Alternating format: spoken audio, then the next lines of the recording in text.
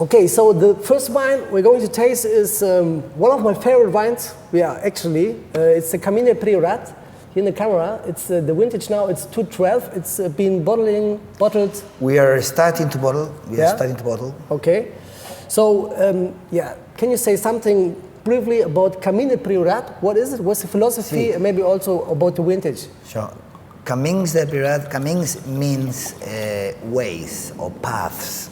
So it means the ways to Priorat, and in fact, it's a good, very good introduction. It's a very good door in to Priorat, because at the end, this wine is a blend of grapes from 6 different villages. Okay. You know that to make a quantity of wine that Camins that we do 220,000 bottles, it is absolutely impossible to make this one with your own vineyards, because Priorat is so steep, all the vineyards are so small, the yields are very tiny, so you should need an army to cultivate so many hectares in these conditions, etc. So you have partners. Okay. You purchase the grapes from different, and also before there was many thousands of vineyards of hectares, thousands of hectares of vineyards. Today there is only few hundreds. That's why it also comes from different villages, because they have a partnership with many small producers who bring their grapes, and we make this wine to be able to do a daily wine, we could say. This wine we load trucks every day, little orders here from there to all over the world, and people can accept this price and have an idea of the Garnacha, the Samso, and also it has a little bit of Cabernet Sauvignon and Syrah, because Priorat, being a so very old region, it also has the modernity of Catalonia. There was Cabernet Sauvignon and Syrah from the 70s here. And maybe I think it was the Syrah or Cabernet, they were used maybe to enforce. It's still being used for many producers. In my case, the top single vineyards I don't use anymore, but I still use in for Camins and some other wines sometimes. Okay, and well, perfume, this is a... So 012 is an amazing vintage. Yeah. So here we have immediately the aroma of the landscape. Really fresh, plenty of red fruit, plenty of Mediterranean herbs. Very generous, it's sweet and it's fresh at the same time. And so flowering, growing season was perfect, you say? It's like... No. 012 has been the driest vintage I ever experienced in my life. It has been only 1/3 of the normal rain average. 1/3. Okay. This means? Really dry. This means at the end that... not too much grapes, small berries, thick skin, and the wines are so flavorful. They have a very intense aroma of nature, of fruit, of wine, and also beautiful texture. They're rich, they are very voluptuous, and they have a very ripe, big tannins, but very ripe, very round also, very redondos, tannino redondo. I don't know how to say in English, because round sometimes supple, you understand supple or soft. I mean redondo, round, the form of the tannins. And essentially very flavorful and very straight. Okay. So they are not overloaded.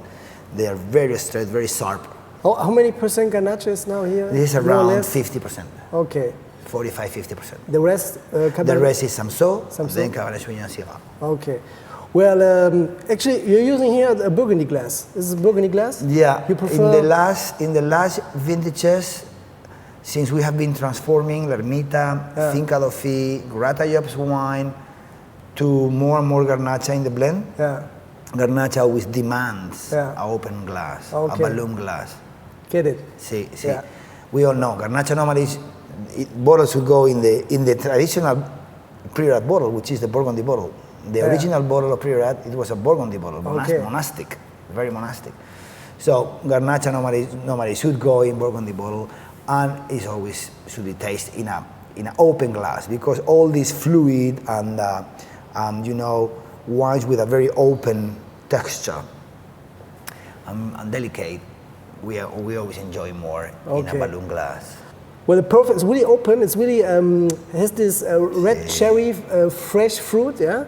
A lot of red fruits, cherries. Also very beautiful nectarine. Yeah. And also always like a blood orange cover. Yeah. Oh, freshly. Blood orange peel, sweet, but also bitter and citric, which gives the liveliness to the wine. Super elegant. Yeah. Very clean too. Yeah.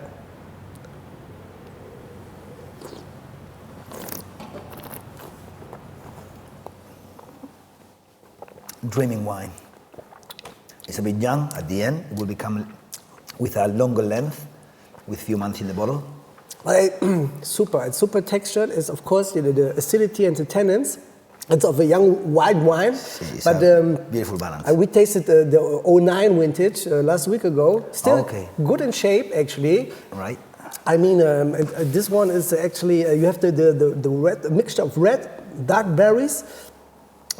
Super harmonious and well, once again, it is a very healthy vintage, of course, also, and we select the whole thing. Yeah, a great berry selection.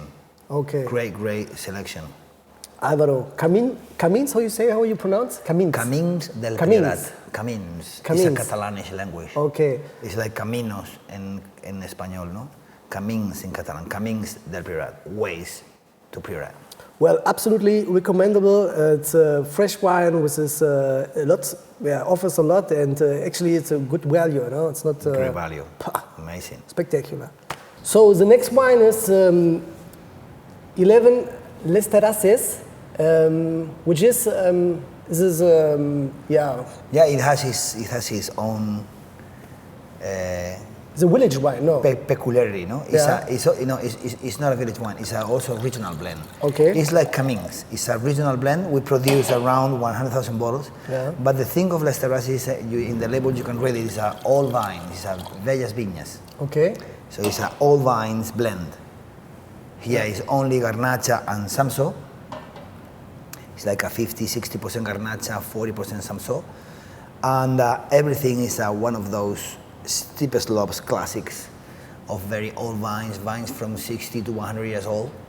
And this is the meaning of this wine. It's a way, a door into Priorat, but now in a real classicism, in a very traditional way. It's the picture of these old vines when I arrived here in Priorat and I saw them all around when you were driving through different villages. So Les Terrasses means terrace, so different terraces from different villages, 100,000 bottles blend.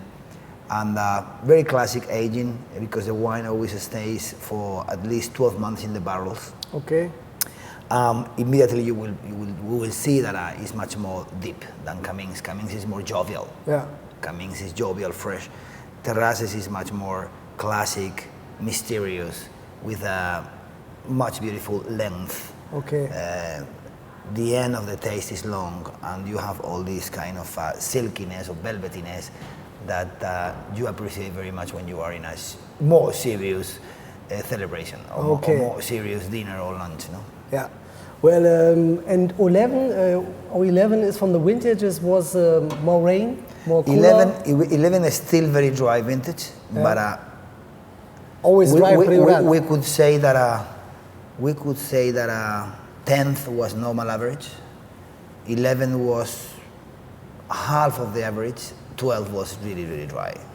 So 11 is not very rainy vintage at all, very healthy fruit, not much production, normal to low, or to lower than normal, but still very little rain. There was no rain the whole summer in 11. There was no rain since the 5th of June to after harvest. Not a drop of rain.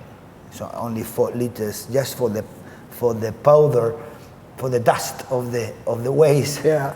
Well, this is actually on the nose, from the nose, well, the color, it's beautiful, of course, it's a little bit more open.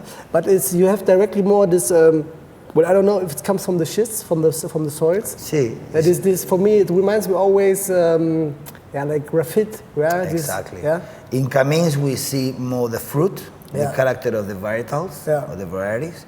Here we see more, effectivamente, we see more the soil, the schist of the Priorat, slate. We see more the earthiness and the minerality. Also, we enjoy the aging. There is a kind of vanilla. Okay. There is a kind of sweet wood going together with the fruits and the flowers. Tremendous nose.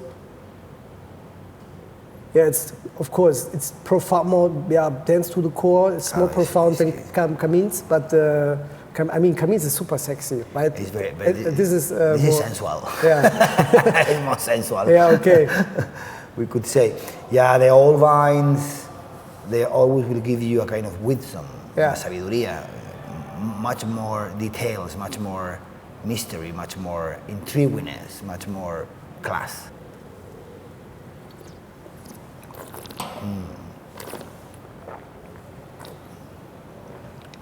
This becomes caresses. Super. Caressing your palate, caressing your inside. Well, it's absolutely fresh. Yeah, as you told, it's such a hot region. And both of them, so hot vintages, 11 and 12, so hot vintages. And the freshness, I can now understand now what you told before about Garnacha, that they can transfer the heat and the throat. Perfectly. In a very refreshing Absolutely. fluid. And it's really vibrant in the mouth. You have this kind of electricity. Yeah? And also the balance. Yeah. Great wine. It's like also, I have to say that Priorat is a great match. It's a great combination of a very Mediterranean microclimate. We are 20 kilometers from the sea, which refreshes a little bit. But the intensity of the sunlight is amazing in July and September. 15 July to end of September is really, really hot here. 4 o'clock in the afternoon, you can't believe it.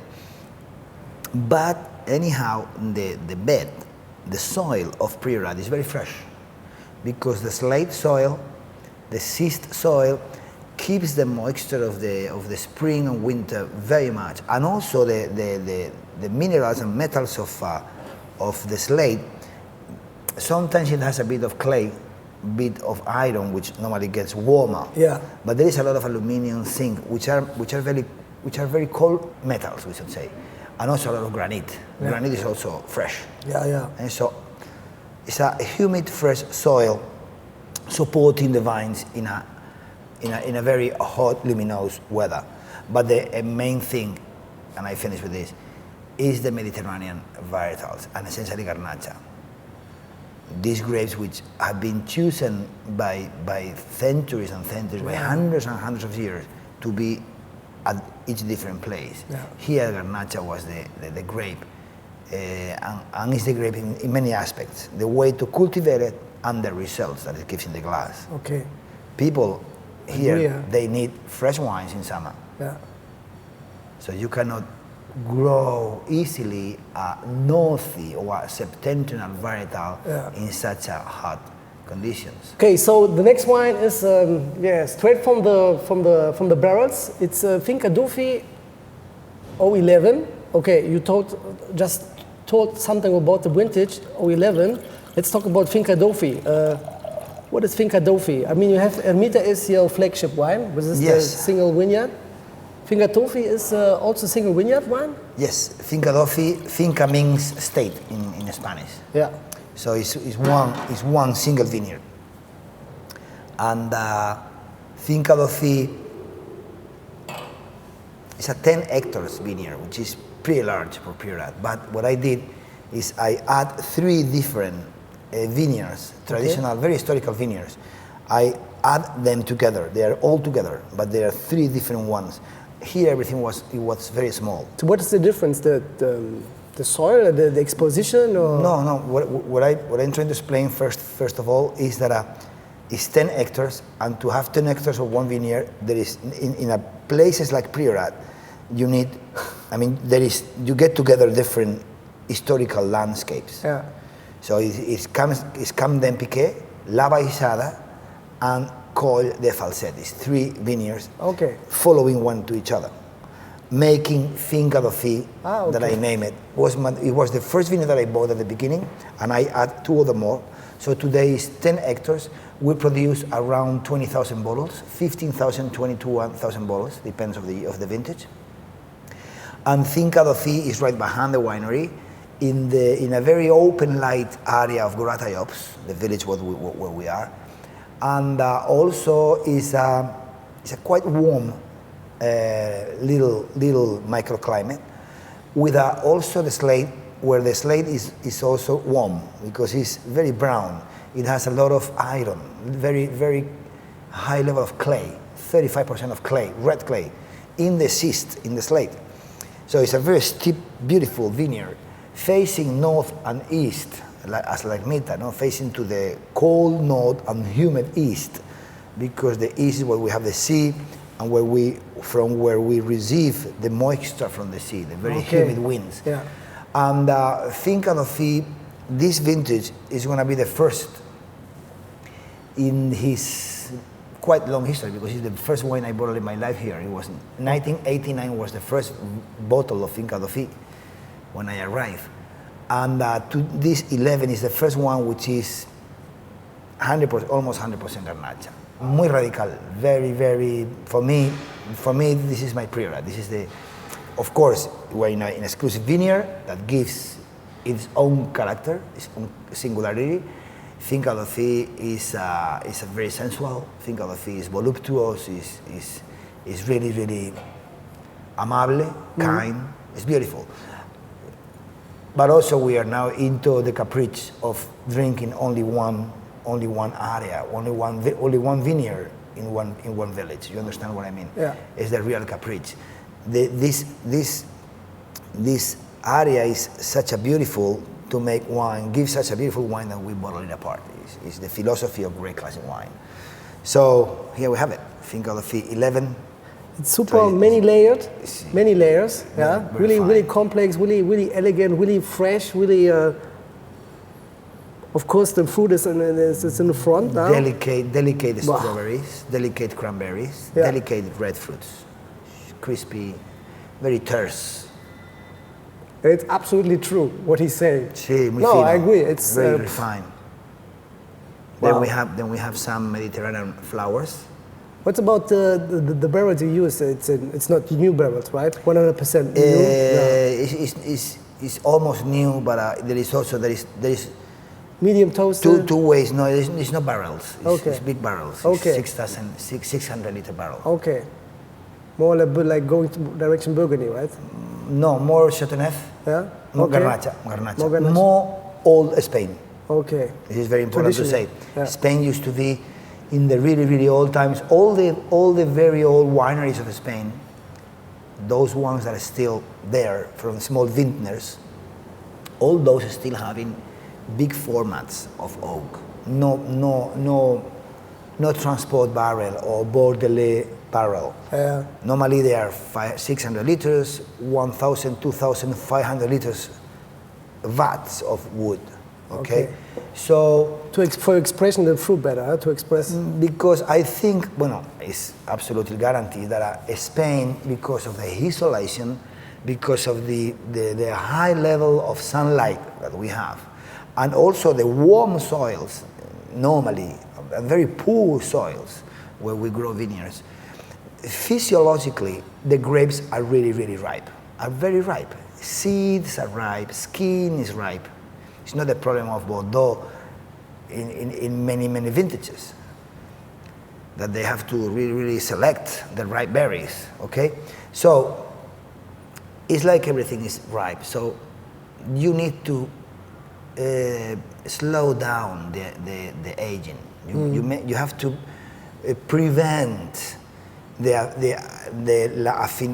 excuse me for my English, you have to do the evolution of the wine, the aging slowly, and more protected from oxidation. Okay. To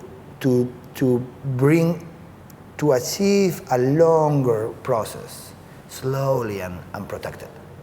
That should be the idea. So, by other hand, if you go to septentrional wine areas, Bordeaux, by the other hand, they need a very thin staves. Staves is the woods of the barrel. Yeah. So they do 22 millimeters only. Yeah.